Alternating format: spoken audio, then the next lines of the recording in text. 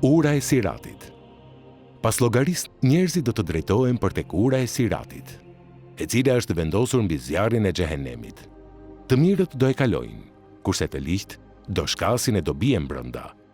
Kur të kalojnë njerëzit mbi urë, ajo do jetë e pajisur me mjete shpuese, ganxha, si dhe mengene, të cilat mbërthejnë dhe rrëmbejnë njerëzit djathtas dhe majtas. Njerëzit do të kalojnë sipër urës, sipas punëve që kanë bërë. Dikush kalon si vetëtima, dikush si era që fryn, dikush si kali i shtruar në kalërim, dikush me vrap, dikush duke ecur, dikush këmpadoras, e dikush duke u zvarritur.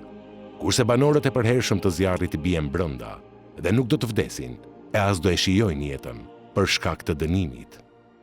Ndërsa disa të tjerë, për mëkatet që kanë bërë, do merren, do futen brenda e do dënohen duke u djegur derisa të bëhen qymyr.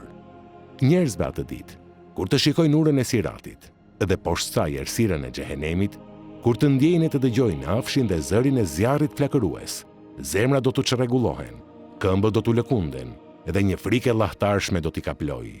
Allahu i madhëruar në Kur'an thot: kriminali dëshiron sikur të kishte paguar dënimin e asaj dite me bijtë e tij, me gruan, me vëllan dhe me të afërmit e tij, tek të cilët mbështetej dhe me krejt çka ka në tokë, vetëm që të shpëtonte.